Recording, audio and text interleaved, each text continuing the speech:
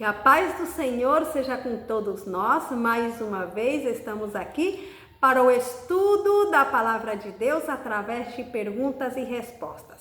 Mas antes de estudarmos o tema de hoje, que é Jefité, Ibzan, Elom e Abidom, que foram juízes de Israel, nós vamos pedir a sabedoria do alto através de uma pequena oração.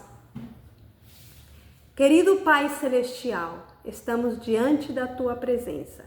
Te pedimos a unção do Teu Santo Espírito em nossas vidas, Pai, para que possamos compreender a Tua palavra não como nós queremos e sim como Tu queres. Em nome de Jesus. Amém. Bom, vamos então para o conteúdo do nosso tema Jefité, Ibzan, Elom e Abidom, que foram juízes de Israel. A nossa nota de introdução nos diz: requer-se nos despenseiros que cada um se ache fiel. Isso está em 1 Coríntios, capítulo 4 e o versículo 2. Se a honestidade é um princípio essencial nos negócios da vida, não deveríamos reconhecer nossa obrigação para com Deus, obrigação esta que se acha na base de todas as outras? De acordo com as condições de nossa mordomia, temos obrigação não somente para com Deus, mas também para com o homem. Todo ser humano deve os dons da vida ao infinito amor do Redentor. Alimento, roupa, abrigo, bem como o corpo, o espírito e a alma, tudo são aquisição do seu sangue. Pelo dever de gratidão e serviço, assim imposto, Cristo nos ligou aos nossos semelhantes. Ele nos ordena: servi-vos uns aos outros. Isso está em Gálatas 5,13. E em Mateus 25,40 ele nos diz: quando o fizestes a um destes meus pequeninos, a mim o fizestes. O subtítulo da nossa lição é Conflito entre Jefité e Efraim. E a nossa primeira pergunta nos diz: que pergunta cheia de suspeitas e ameaças os homens de Efraim fizeram a Jefité? Juízes capítulo 12, versículo 3. Então se convocaram os homens de Efraim e passaram para o norte e disseram a Jefité: por que passaste a combater contra os filhos de Amon e não nos chamaste para ir contigo? Queimaremos a fogo a tua casa contigo. Essa foi a pergunta cheia de suspeitas e ameaças. Por que passaste a combater contra os filhos de Amon e não nos chamaste para ir contigo? Queimaremos a fogo a tua casa contigo. Essa foi a pergunta que eles fizeram. Segunda pergunta: como ele respondeu a essas ameaças? Jefité, como respondeu a essas ameaças? Juízes capítulo 12, versículo 2 e 3 nos diz: e Jefité lhes disse: eu e o meu povo tivemos grande contenda com os filhos de Amon e chamei-vos, e não me livrastes da sua mão. E vendo eu que não me livráveis, arrisquei a minha vida e passei contra os filhos de Amon, e o Senhor nos entregou nas mãos. Por que, pois, subistes hoje para combater contra mim? Então, como ele respondeu às ameaças dos homens? Ele explicou que ele tinha chamado, quando ele estava necessitando da ajuda, ele tinha chamado, mas eles não quiseram livrar das mãos dos filhos de Amon. Então ele se arriscou, foi para lá e o Senhor os tinha entregado aos filhos de Amon nas suas mãos, e agora eles vinham causar problema para ele. Vamos ler uma nota que tem uma lição importante para nós. Nos diz assim: as censuras brandas, as respostas suaves e as palavras agradáveis são muito mais apropriadas para reformar e salvar do que a severidade e a aspereza. Que interessante! Um pouco mais de falta de bondade poderá colocar as pessoas além do seu alcance, ao passo que o espírito conciliatório seria o meio de as prender a você, sendo-lhe então possível confirmá-las no bom caminho. Você também deve ser movida por um espírito perdoador e dar o devido valor a todo bom desígnio e ação dos que a rodeiam. Profira palavras de elogio a seu marido, seu filho, sua irmã e a todos com quem se associa. A contínua censura arruína e entenebrece a vida de qualquer um. Bom, então através desta nota, nós aprendemos que quando nós falamos de maneira bondosa, cortés, amável, nós podemos ganhar mais as pessoas do que se nós as censuramos e falamos de uma maneira áspera.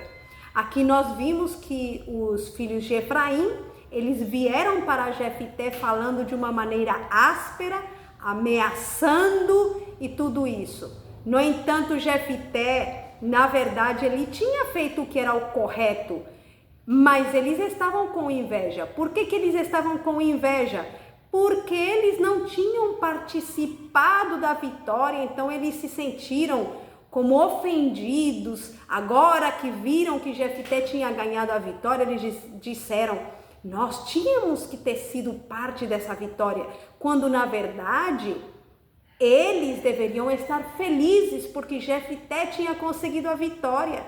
Uma das lições muito importantes, assim como diz aqui na nota, diz assim: você deve também ser movida por um espírito perdoador e dar o devido valor a todo bom desígnio e ação dos que a rodeiam.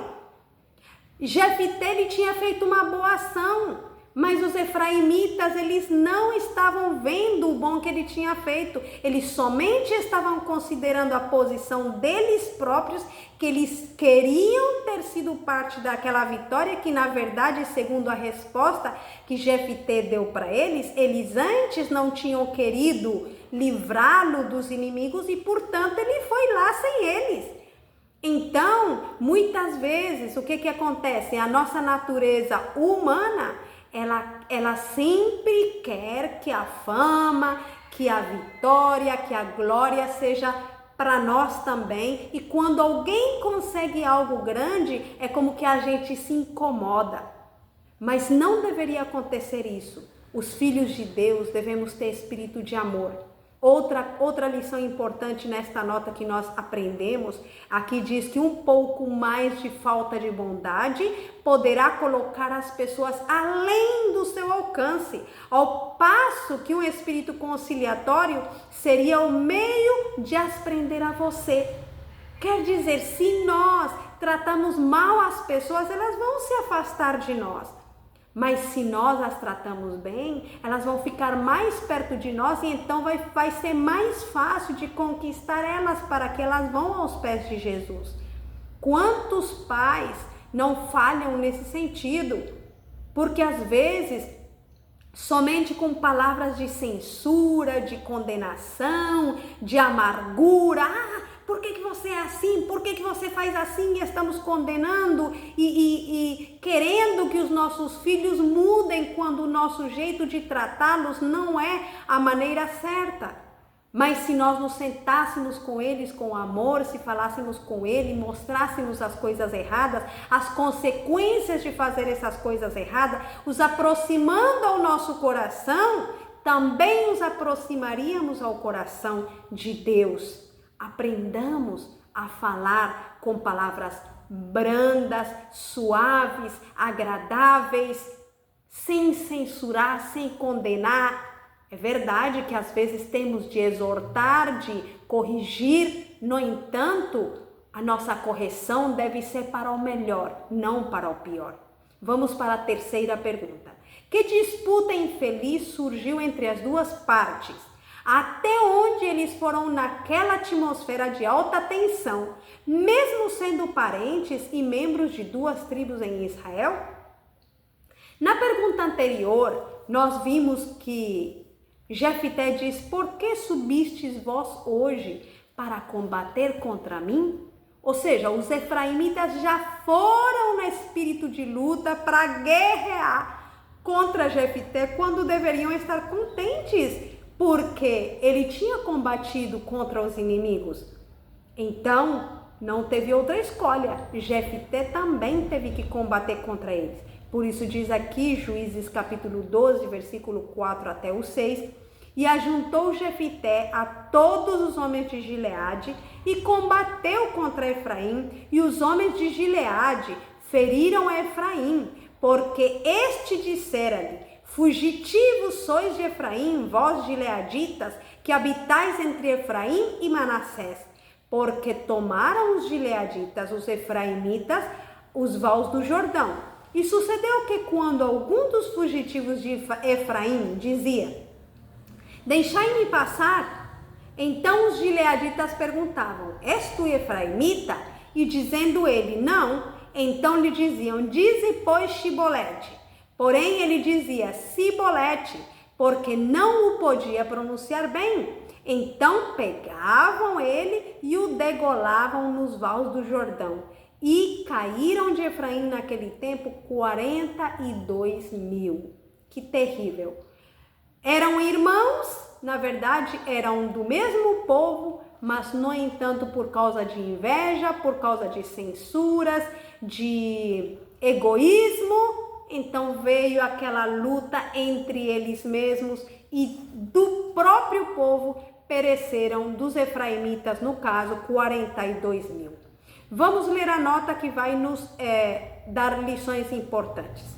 Será impossível a quem quer que seja tornar-se verdadeiro seguidor de Jesus Cristo sem se distinguir da multidão de incrédulos.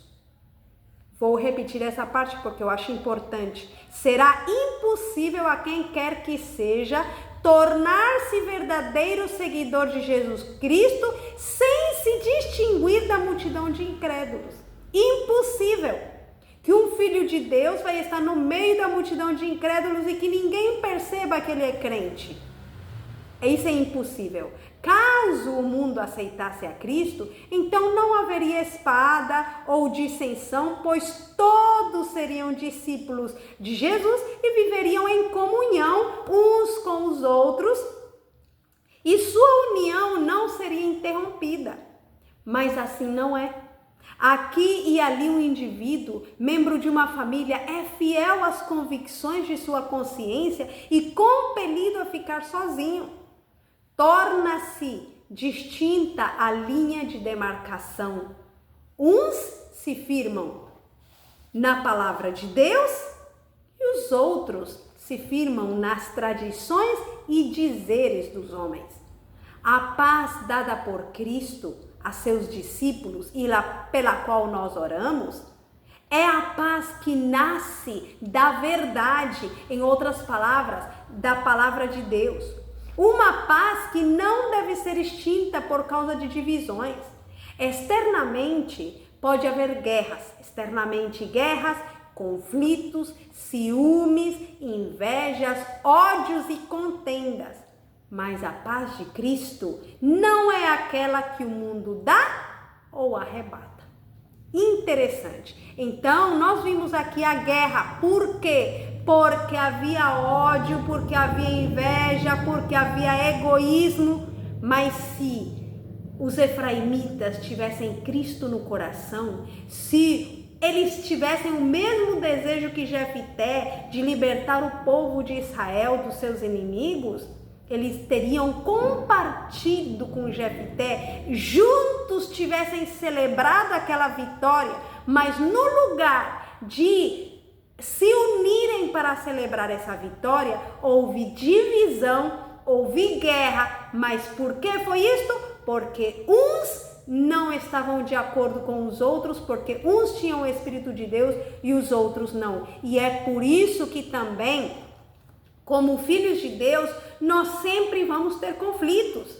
E quais são esses conflitos? Não para mim procurar paz, tá bom, vou aceitar o erro para estar em paz. Não é essa a paz que Cristo nos dá. Aqui está dizendo aqui a paz dada por Cristo aos seus discípulos e pela qual nós oramos, é a paz que nasce da verdade.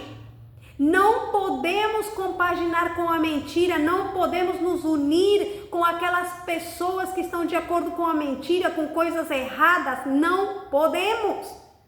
Porque no momento, a partir do momento que nós aceitamos o erro ou a mentira, então nós não teremos a paz de Cristo no coração. Porque aí a nossa consciência vai nos tocar e vai nos dizer que estamos errados. Por isso que a paz de Cristo, como diz aqui, externamente pode haver guerras, conflitos, ciúmes, invejas, ódios e contendas. Mas a paz de Cristo não é aquela que o mundo dá ou arrebata. O mundo não pode arrebatar a nossa paz. Eles podem guerrear conosco, assim como fizeram com Jesus. Jesus, ele foi fruto de uma tormenta, ou seja, o mundo deu para ele uma tormenta muito grande, mas Jesus, ele deu fruto da paz que só Deus dá. Ele permaneceu em silêncio enquanto o mundo estava cheio de ódio, de inveja, de ciúmes contra ele. Parecia que as ondas do mar iam com ímpeto contra ele, mas ele permanecia firme como uma rocha. E ele tinha a paz de Deus no coração, porque ele sabia que ele estava com a verdade e estava fazendo o certo. Será que nós estamos lutando pela paz de Cristo ou lutando pela paz do mundo? Será que nós estamos firmes na verdade ou será que por procurar paz com o mundo nos desviamos da verdade? Essas são perguntas muito interessantes que cada um de nós devemos nos fazer. Pergunta número 4. No total, por quantos anos Jefté julgou Israel? O versículo de Juízes, capítulo 12, versículo 7 nos diz: e Jefté julgou a Israel 6 anos. E Jefté, o gileadita, faleceu e foi sepultado numa das cidades de Gileade. Então, por quantos anos Jefté julgou Israel? Por 6 anos. A notinha tem uma parte interessante que me chama a atenção e diz assim, na segunda parte: as provações não excederão as forças que nos serão dadas para suportar. Olha que interessante. As provações não excederão as forças que nos serão dadas para suportar. Olha que Jefté, ele fez a obra de Deus ao lutar contra os inimigos do povo de Deus. Mas depois do mesmo povo de Deus, dos efraimitas, ele encontrou oposição. Jefté podia ter dito: ah, não, desisto, como é que eu faço a obra de Deus, defendo eles e depois eles vêm contra mim? Isso foi uma provação para ele. No entanto, aqui diz que as provações não excederão as forças que nos serão dadas para suportar. Muitas vezes vem aflições, vem provações, às vezes as pessoas que mais amamos vêm em contra de nós. Mas, no entanto, assim como vem as provações, o Senhor está disposto a nos dar forças para suportá-las. E essas forças serão mais grandes do que a provação. Por isso que a última parte da nota diz: empreendamos, pois, a nossa tarefa, onde quer que a encontremos, crendo que seja o que for que sobrevier, ser-nos-á concedida a força proporcional à provação. Façamos a obra de Deus. Sabemos que vamos ter oposição, mas, no entanto, mais vale a alegria de ver frutos para a honra e glória de Deus do que a dor que sentimos pelas provações ou pela oposição que vamos encontrar. Nós sabemos que a oposição sempre vem do inimigo, não vem de Deus. Quando nós estamos fazendo a obra de Deus, a oposição vem do inimigo. Então é aí que nós temos que nos segurar do braço do Senhor, pegar a sua força, que será mais grande do que a provação.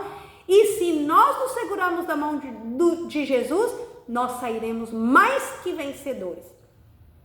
Pergunta número 5. E o subtítulo nos diz: Ibzan julgou Israel. O que a Bíblia registra sobre o juiz ou líder Ibzan?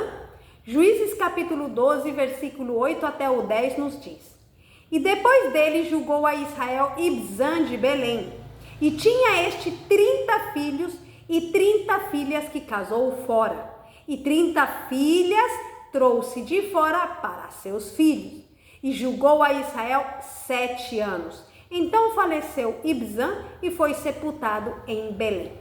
Então, o que a Bíblia registra sobre o juiz ou líder Ibzan? A Bíblia diz que ele julgou Israel, que ele era de Belém. Diz que ele tinha 30 filhos e também tinha 30 filhas. As filhas ele casou fora e trouxe 30 filhas para casar com os seus 30 filhos. E julgou Israel durante 7 anos. Essa é a informação que nos dá a Bíblia sobre Ibzan. Agora, a nota nos traz lições para a nossa vida que nos diz: nós somos os mordomos que recebemos de nosso Deus ausente o encargo de cuidar de sua casa e de seus interesses desde que ele veio servir a este mundo. Como assim nós somos os mordomos que recebemos de nosso Deus ausente o encargo de cuidar de sua casa e de seus interesses? Sim, Deus não está presente em corpo, em carne aqui. Nós sabemos que ele está presente em espírito, mas ele não vai fazer as obras que ele encomendou a nós para fazer. É isso que está querendo dizer. Por isso nós somos os mordomos. Nós estamos aqui para cumprir a missão de, como diz aqui, cuidar da casa de Deus e de seus interesses.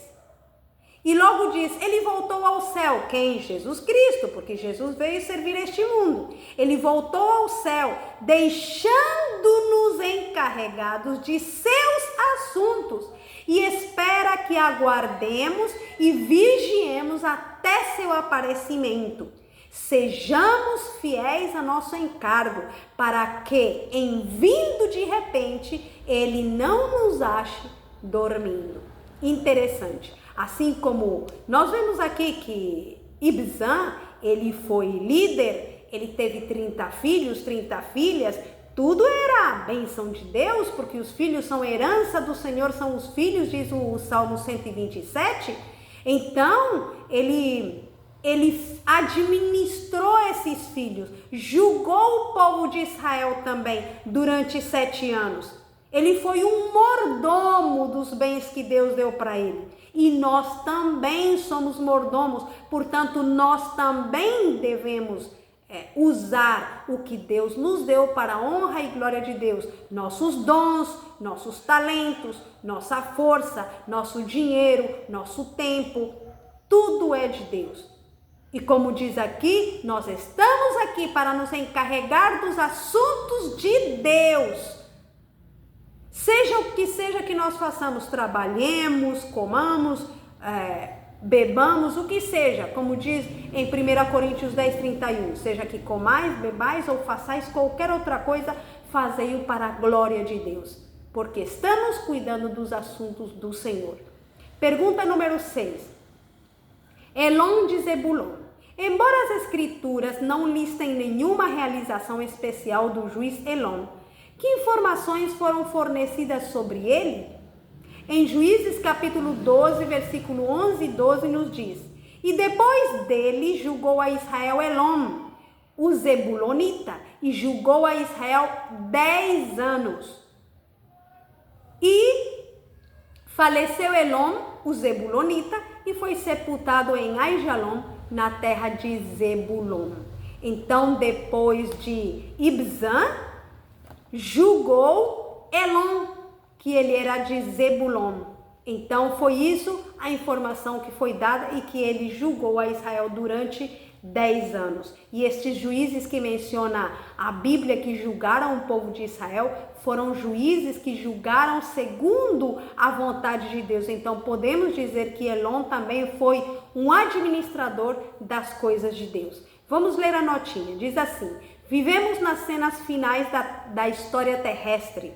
As profecias se cumprem rapidamente. As horas de graça estão passando depressa. Não temos tempo, nenhum momento a perder. Não sejamos encontrados dormindo no posto do dever. Que ninguém diga em seu coração ou por suas obras: o meu Senhor tarde virá. Seja a mensagem da breve volta de Jesus, emitida em fervorosas palavras de advertência, persuadamos homens e mulheres em toda parte a se arrependerem e a fugirem da ira futura. Incentivemo-los à preparação imediata, pois sabemos pouca coisa do que está diante de nós. Dirijam-se os pastores e os membros leigos para os campos que amadurecem. Então, aqui assim como Elom, ele julgou Israel durante 10 anos, nós temos uma obra para nós fazer. Temos uma mensagem a pregar. Ele fez a sua parte no tempo dele, nas necessidades que tinha o tempo naquela época para que o povo se aproximasse de Deus. Hoje nós temos uma mensagem de apressurar a segunda vinda de Cristo, de advertir ao povo que está em breve Jesus voltará, precisam estar preparados. Precisamos estar preparados. Então, não podemos dormir no posto do dever. Precisamos trabalhar para Cristo. Onde quer que nós estejamos, podemos fazer essa obra. Vamos para a próxima pergunta. Abidom, outro juiz em Israel. Pergunta número 7. Por quantos anos esse prolífico juiz governou? Por quantos anos esse juiz governou? Juízes capítulo 12, versículo 13 até o 15 nos diz: E depois dele julgou a Israel Abidom, filho de Hilel, o piratonita. E tinha este 40 filhos e 30 netos que cavalgavam sobre 70 jumentos. E julgou a Israel 8 anos. Então faleceu Abidom.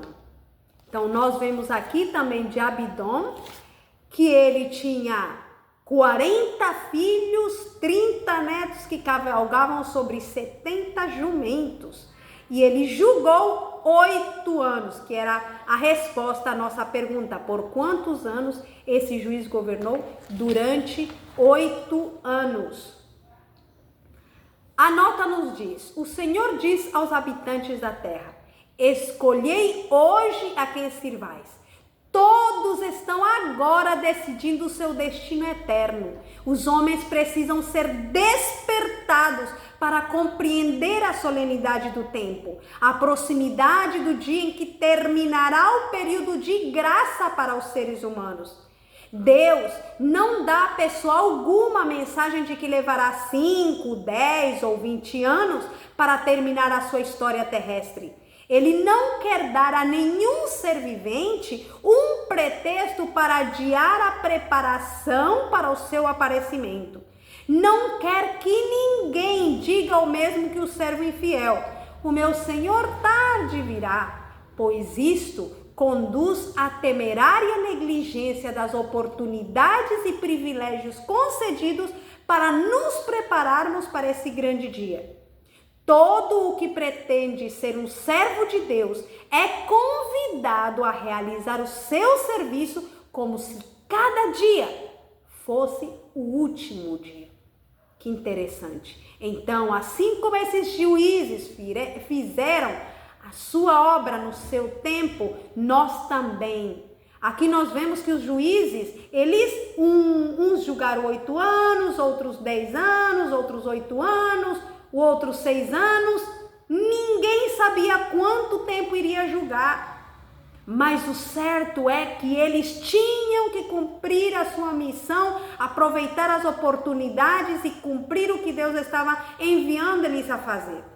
Assim também Deus não nos dá a nós o conhecimento de quanto tempo vamos ter de vida para adiar a nossa preparação.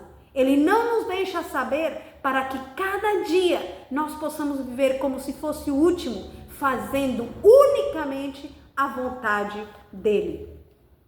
Quero ler só a notinha de estudo adicional que eu achei muito interessante, que nos diz assim: não deve ser considerada coisa de pouca monta possuir a luz da verdade presente e todavia não comunicá-la a outros.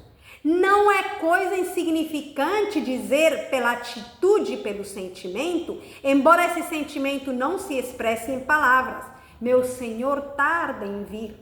O espírito e a influência do sentimento de paz e segurança está mesmo em nosso meio, e a própria atmosfera que circunda a mente de muitos que professam ser crentes na breve volta de Cristo é de caráter infeccioso, calculado a acalmar aqueles mesmos que se comoveriam se nós mostrássemos zelo e determinação e permanecêssemos no posto do dever para advertir os homens da breve vinda do nosso Senhor. Devemos expressar a verdade, devemos fazer brilhar nossa luz em raios claros e constantes, para que ninguém tropece e caia por se haver eclipsado nossa luz. É uma mensagem bastante dizente para cada um de nós. Não permitamos que o inimigo nos desanime e apague a nossa luz. O Senhor diz: levanta-te e resplandece, porque quando nós nos levantamos, resplandecemos, fazemos a obra do Senhor, muitas outras almas serão ganhas para Cristo. Que o Senhor nos abençoe e nos ajude para que possamos desta maneira fazer a nossa obra. Vamos pedir a Deus que nos dê a sua bênção e o seu poder para ser luz onde quer que estejamos. Querido Deus, neste momento vimos mais uma vez diante da tua presença. Sabemos que temos te falhado, que muitas vezes temos negligenciado o nosso dever. Mas por favor, Pai amado, dá-nos a tua força, o teu poder para seguir em frente e cumprir a missão que tu nos deste. Em nome de Jesus. Amém. Bom, que Deus nos abençoe e nos guie para pôr em prática todas estas lições. Amém.